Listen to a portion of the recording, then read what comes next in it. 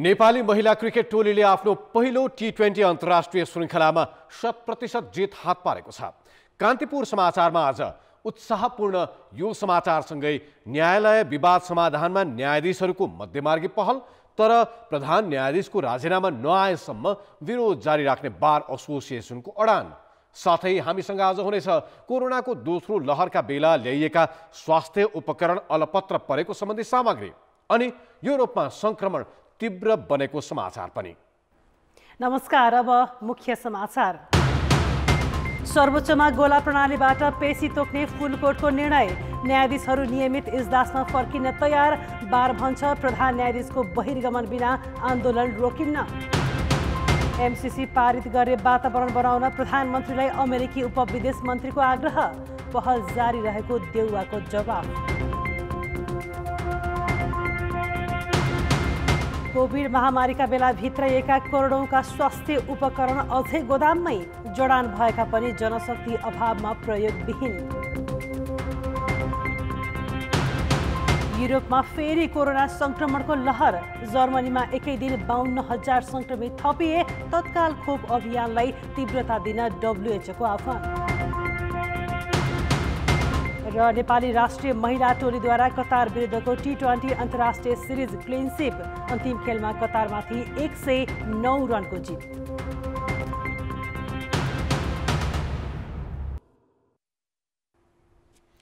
सर्वोच्च अदालतका न्यायाधीशहरूको फुल कोर्ट अर्थात् पूर्ण बैठकले मुद्दाको पेशी तोक्दा गोला प्रणाली जाने निर्णय गरेको छ।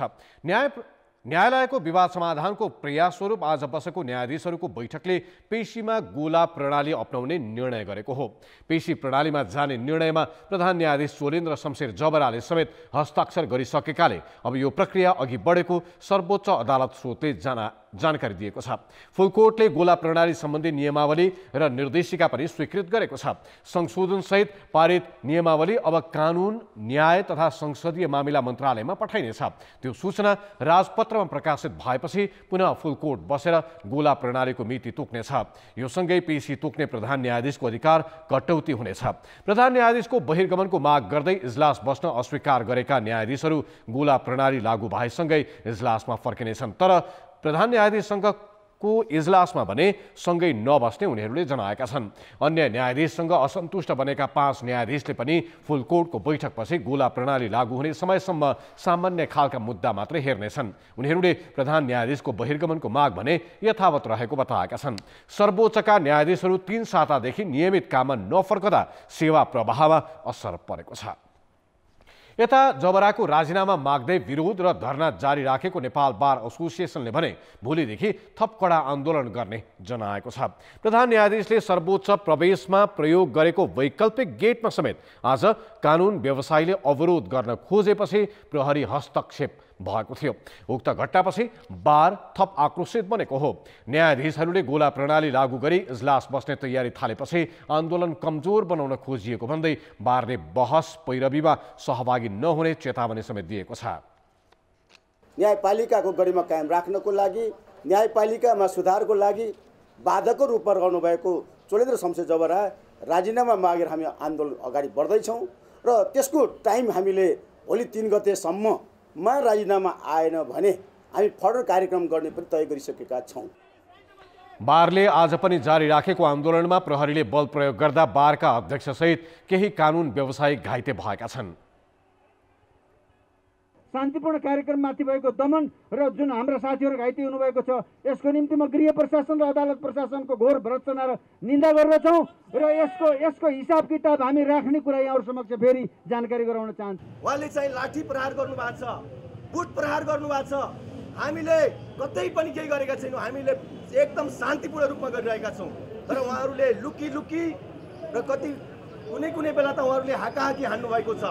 त्यसकारणले यो गम्भीर विषय हो। अघि हाम्रो उपाध्यक्षज्यूले भनिसक्नु भएको छ, एसएलआर त माओवादी द्वन्द्वकालमा देखायौँ हामीले। आज अदालतभित्र दङ्गा प्रहरी र एसएलआर ल्याउनु भयो नि, यसको मूल्य चुकाउनु पर्छ। बारले प्रहरी हस्तक्षेपको अनुसन्धान र अनुगमनको लागि राष्ट्रिय तथा अन्तर्राष्ट्रिय मानवाधिकार सङ्घ संस्थालाई आह्वान गरेको छ। सर्वोच्च अदालतबाट दङ्गा प्रहरी हटाउन गृह प्रशासनको समेत ध्यानाकर्षण गराइएको छ। आन्दोलन चलिरहँदा केही व्यक्ति बार परिसरभित्रै पसेर कानुन व्यवसायीहरूलाई अश्लील शब्द प्रयोग गर्दै धम्क्याएका थिए। आन्दोलन बिथोल्ने गरी सर्वोच्च अदालतमा प्रवेश गरेका केही अपरिचित व्यक्तिलाई प्रहरीले नियन्त्रणमा लिएको थियो।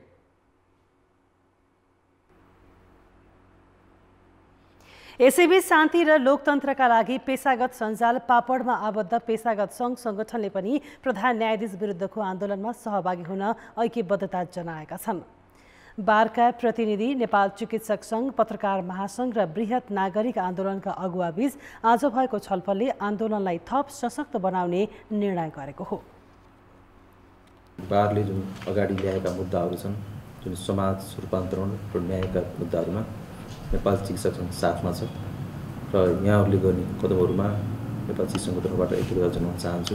अहिलेको न्यायिक नेतृत्व जुन छ, न्यायिक विचलन, न्यायिक निष्ठा र न्यायिक नेतृत्वको हिसाबले सायद इतिहासमै साह्रै लो स्केलको भएकोमा सायद धेरै सचेत जनमानस त्यसै नै सचेतै थियो, सावधान नै थियो। जबरा विरुद्धको जारी आन्दोलनमा बारले औपचारिक आह्वान गर्दा पेशागत सङ्गठन सहभागी हुनेछन्। कोरोना संक्रमण तीव्र हुँदा अक्सिजन समेत नपाएर ज्यान गुमाउनु पर्ने स्थिति थियो। आइसियु र भेन्टिलेटरको अभावमा धेरै बिरामीको ज्यान गएपछि विदेशी सहयोग र सरकार आफैले खरिद गरी कैयौँ उपकरण भित्राएको छ। तर विडम्बना करोडौँ मूल्यका ती उपकरण कहीँ जडान भएर पनि जनशक्तिको अभावमा सञ्चालनमै आउन सकेको छैनन् भने कतै गोदाममै थन्काइएको छ।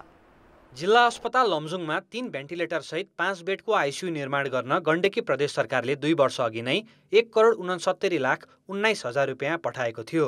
उपकरण ढिलो गरी ल्याइयो पनि, तर जनशक्ति नभएको भन्दै अहिलेसम्म सञ्चालनै हुन सकेको छैन। दक्ष जनशक्तिको अभावमा अहिलेसम्म हामीले आइसियु सञ्चालन गर्न सकिरहेको अवस्था छैन र अस्पतालमा आउने बिरामीहरू जसलाई चाहिँ आइसियु सेवा चाहिन्छ उहाँहरूलाई चाहिँ हामी अन्यत्र ठुलो अस्पतालमा रिफर गरिरहेको अवस्था छ।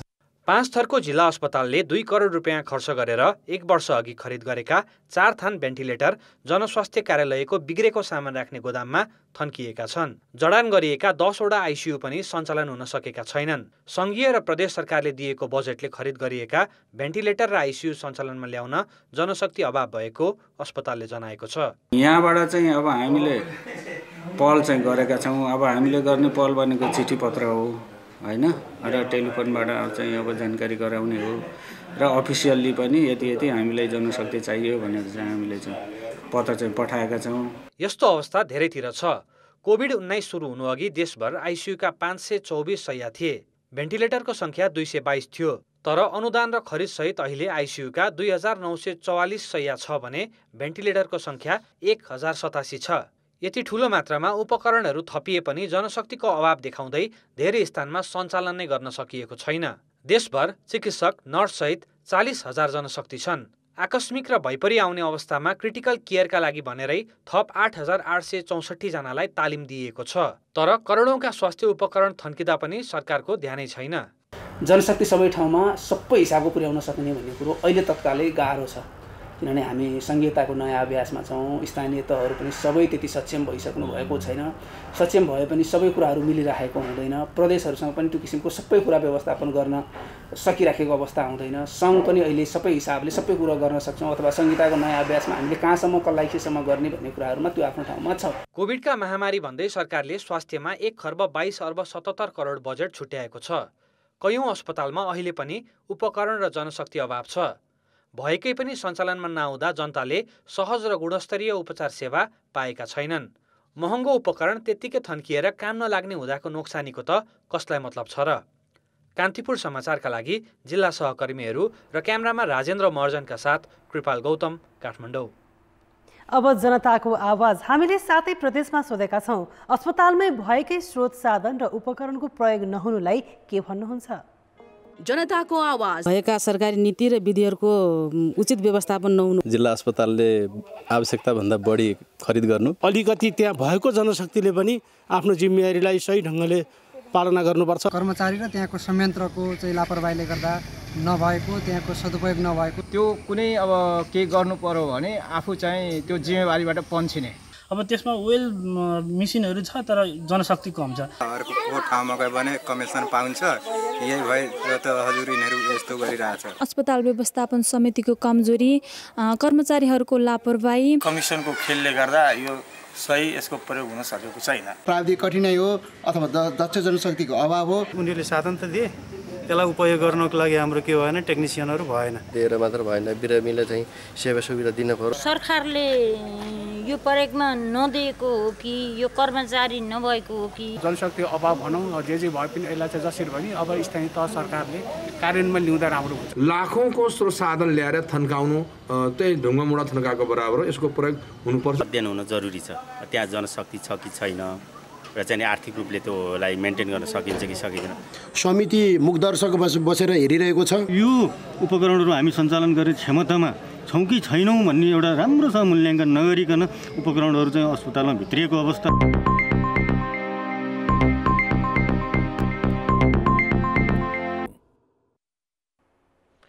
ब्रेकपछि स्वागत छ। नेपाल भ्रमणमा आएका दक्षिण एसियाली मामिला हेर्ने अमेरिकी सहायक विदेश मन्त्री डोनाल्ड लूले प्रधानमन्त्री शेरबहादुर देउवालाई एमसिसी अनुमोदनको वातावरण बनाउन आग्रह गरेका छन्। बिहिबार साँझ बालुवाटार पुगेर प्रधानमन्त्री देउवालाई भेटेका डोनाल्डले एमसिसी अनुमोदनका लागि नेपालले ढिला नगरोस् भन्ने अपेक्षा आफूहरूले राखेको बताएका हुन्।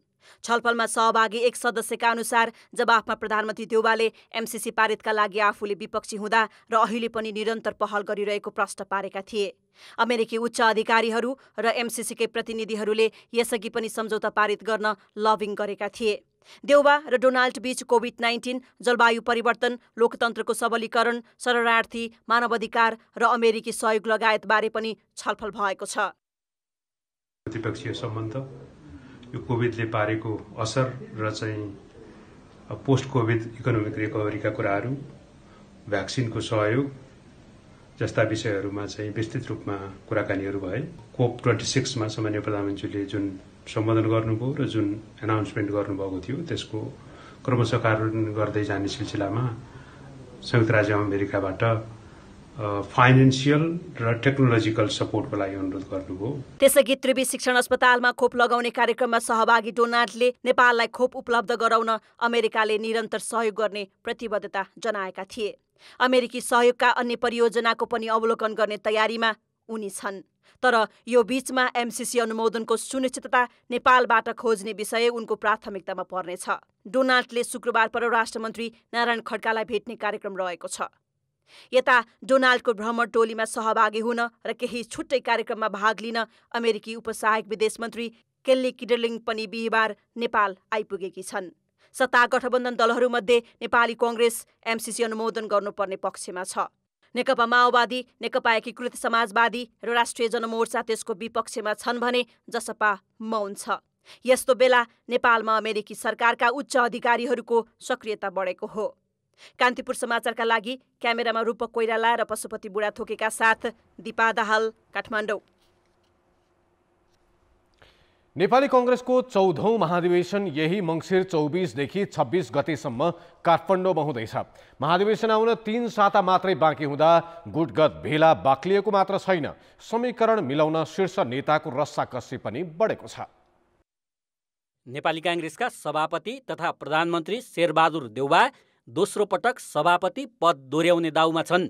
महामन्त्री शशाङ्क कोइराला र पूर्व महामन्त्री द्वय प्रकाशमान सिंह, कृष्णप्रसाद सिटौला जस्ता प्रभावशाली नेता आफ्नो समूहमा ल्याउन उद्धत छन्। तर यसअघि आफ्नै समूहमा रहेका उपसभापति विमलेन्द्र निधिले सभापतिमा उम्मेदवारी घोषणा गरेपछि देउवा अप्ठ्यारोमा परेका छन्। सिंहले पनि सभापतिमै लड्ने चाहना राखेका छन्। पटक पटक देउवाले समीकरणको प्रयास गरे पनि दुवै नेता सभापतिको उम्मेदवारबाट पछि नहट्ने अडानमा छन्।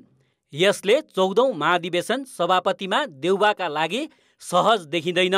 सिद्धान्त एकातिर, नीति अर्कोतिर, अनि खालि पार्टी भनेको खालि आफू निकट मानिसहरूलाई जिम्मेवारी दिने, उनीहरूलाई अपलिफ्ट गर्ने, त्यसपछि आफूभन्दा फरक मत राख्ने, आफ्नो विचार समूहभन्दा फरक मत राख्नेलाई जिम्मेवारीविहीन तुल्याइदिने, उनीहरूलाई कुनै भूमिका नदिने यस्तो स्थितिमा काङ्ग्रेस गएको छ। खास गरी सबैजनाको एउटा पोस्टको डिक्लेरेसन भइसकेर अहिले चाहिँ पार्टीभित्र वैचारिक कुराहरू, वैचारिक बहसहरू र पार्टीले आगामी दिनमा पब्लिक सामु नेपाली कङ्ग्रेसलाई थप राम्रो बनाउनका निमित्त के गर्नुपर्छ, सबको मन जित्न के गर्नुपर्छ र देशलाई उद्यमशील बनाउन, देशलाई राम्रो बनाउन के गर्नुपर्छ, साँच्चै किन आज त बहस हुनुपर्ने हो।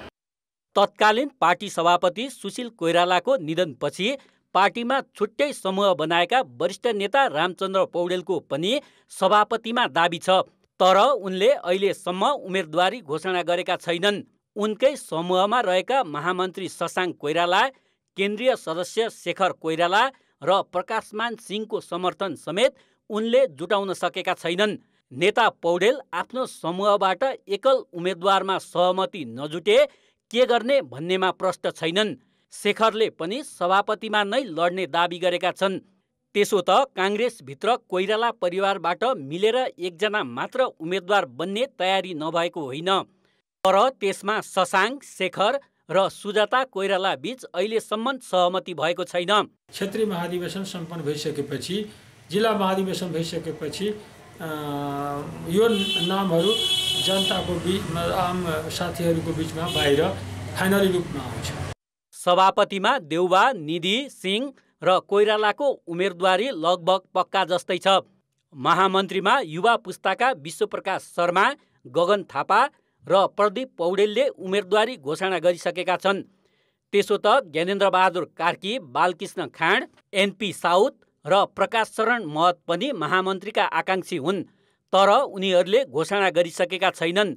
यी नेताहरूले कुन पक्षबाट उम्मेदवारी दिने भन्ने तय भएको छैन। दुवै पक्षले समीकरण मिलाइरहँदा महामन्त्रीमा सभापति देउबाले कसलाई उभ्याउँछन् त्यसले आगामी नेतृत्वको स्वरूपलाई सङ्केत गर्नेछ। त्यसो त हतारमा र अन्तिम समयमा मात्र घोषणा गरेर महाधिवेशनमा होमिने काङ्ग्रेसको पुरानै स्वभाव हो। त्यसकारण पनि आउँदो 3 सातामा धेरै थोक हुन सक्ने सम्भावनालाई नकार्न सकिँदैन। कान्तिपुर समाचारका लागि क्यामेरामा राजेन्द्र महर्जनका साथ पर्वतराज घिमिरे, काठमाडौँ। नेकपा एमालेको 10औं राष्ट्रिय महाधिवेशनको तयारी तीव्र पारेको छ। मङ्सिर 10 देखि 12 गतेसम्म चितवनमा हुने महाधिवेशनको उद्घाटन र बन्द सत्रको तयारी तीव्रताका साथ अघि बढाइएको हो। नेकपा एमालेको 10औं राष्ट्रिय महाधिवेशनको उद्घाटन मङ्सिर 10 गते नारायणगढ स्थित नारायणी नदी किनारमा हुँदैछ। उद्घाटन सत्रमा 5 लाख मानिसलाई सहभागी गराउने उद्घोष गरेको एमाले नारायणी किनारलाई पनि सिँगार्न सुरु गरेको छ। शीर्ष नेताहरू एकपछि अर्को गर्दै समूह बनाएरै महाधिवेशन स्थलको निरीक्षण गरिरहेका छन्। उद्घाटन सत्रलाई व्यवस्थित बनाउन विभिन्न समिति बनाइएको छ। बेलुका अध्यक्षले आह्वान गर्ने डिनरमा सहभागी हुन्छन् 11 गते र 12 गते फेरि बिहान 8 बजेदेखि हाम्रो भोटिङ सुरु हुन्छ र भोट गरिसकेपछि अब गीत सुन्नेहरू गीतमा लाग्लान्, अर्को लाग्लान्, कोही घुम्न पनि लाग्लान्। सौराहा त एउटा पर्यटकीय सहर नगरी पर्यो, कोही जङ्गल सफारी गर्छु भन्लान्, कोही ड्राइभिङ चाहिँ त्यो गाडीमा चाहिँ जिप सफारी भन्लान्।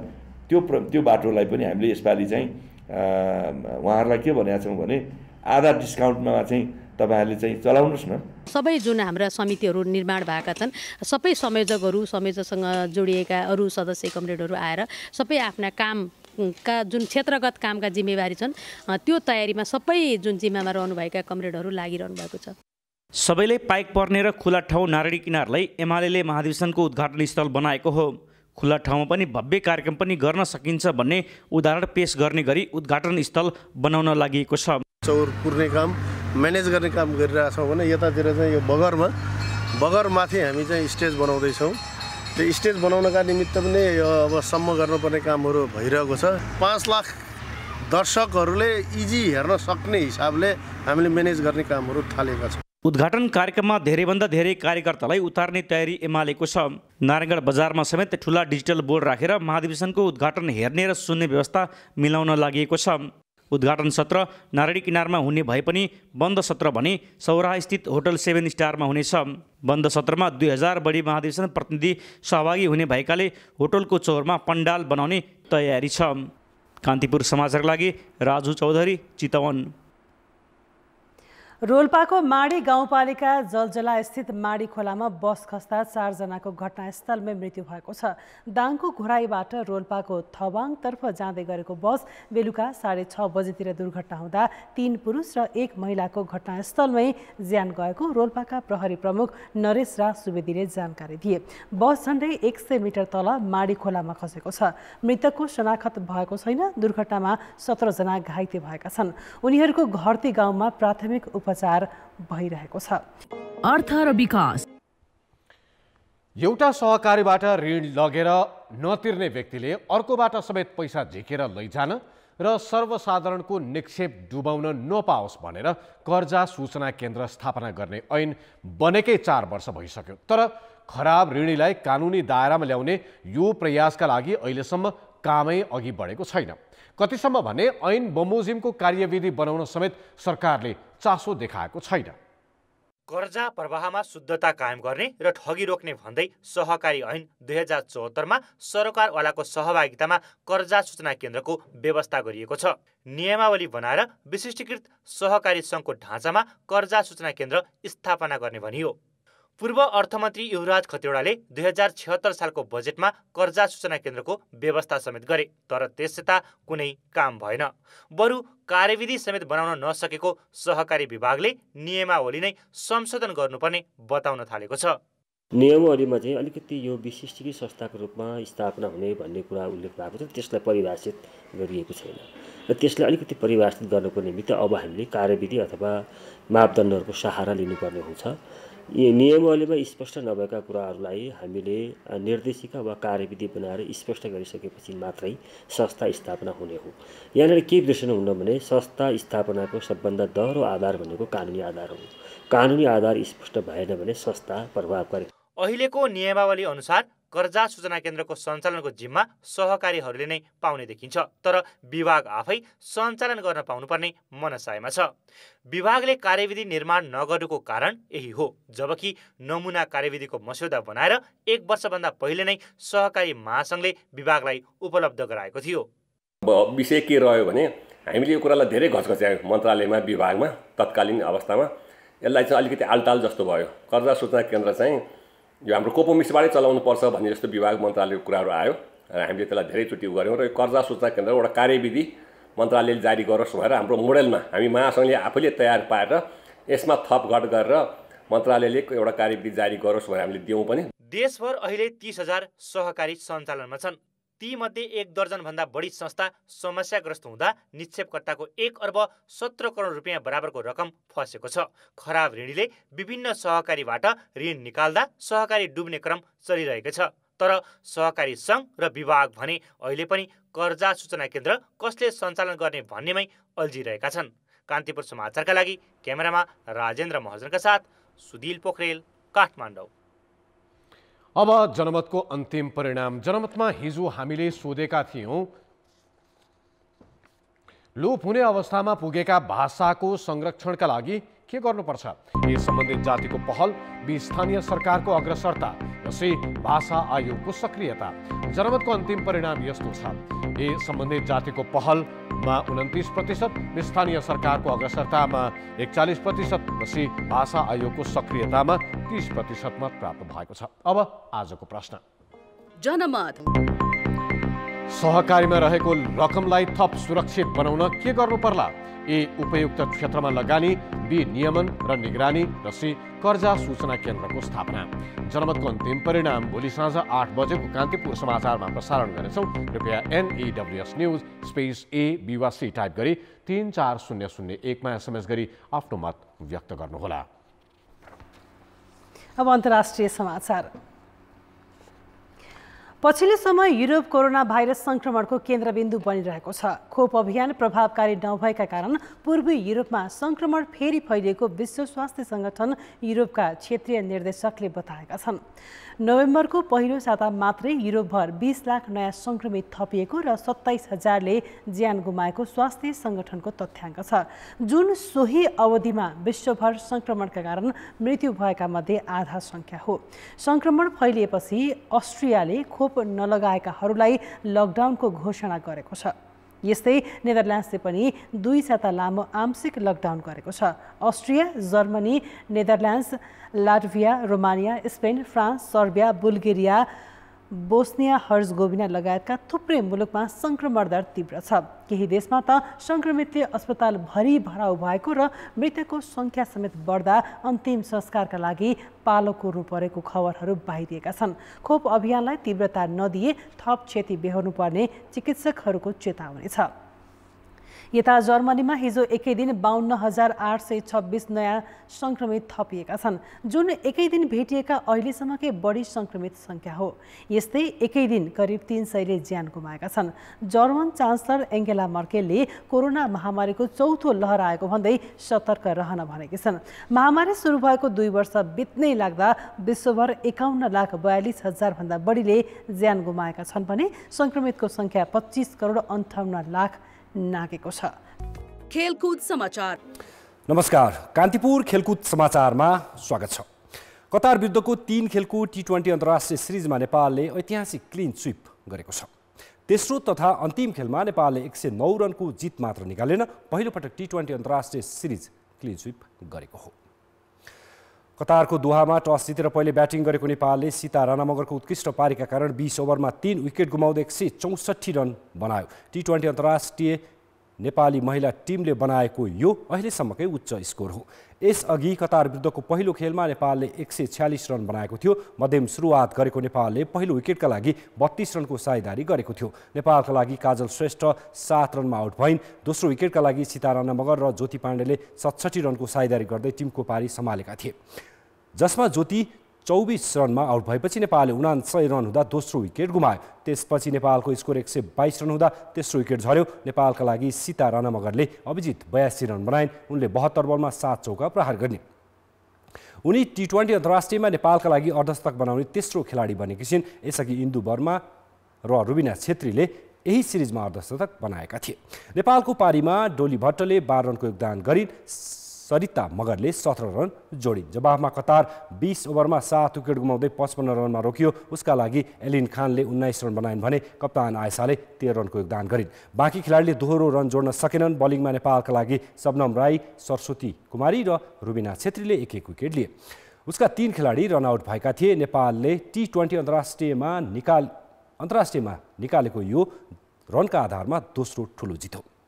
यसअघि पहिलो खेलमा नेपालले 119 रनको जित निकालेको थियो, जुन रनका आधारमा उच्च हो। नेपाली महिला टिमले दोस्रो खेलमा 61 रनको जित निकालेको थियो। यो सँगै नेपालको T20 विश्वकपको एसिया छनौटको तयारी पूरा भएको छ। अब नेपाली टिम शुक्रबार दुबई प्रस्थान गर्नेछ, जहाँ नेपालले विश्वकपको ग्लोबल छनौटमा स्थान बनाउने लक्ष्यका साथ प्रतियोगिता सुरु गर्नेछ, जसमा नेपालले पहिलो खेल हङकङसँग खेल्नेछ। शहीद स्मारक ए डिभिजन लिग फुटबल भोलिबाट सुरु हुँदैछ। अखिल नेपाल फुटबल संघले बिहिबार पत्रकार सम्मेलन गर्दै लिगको सम्पूर्ण तयारी सकिएको जनाएको छ। काठमाडौँको त्रिपुरेश्वर स्थित दशरथ रङ्गशालामा हुने उद्घाटन खेलमा साधोबाट युथ क्लब र फ्रेन्ड्स क्लब बीच प्रतिस्पर्धा हुनेछ। उद्घाटन खेल फ्लड लाइटमा खेलाइनेछ। उक्त खेल अपराह्न 4:45 सुरु हुनेछ।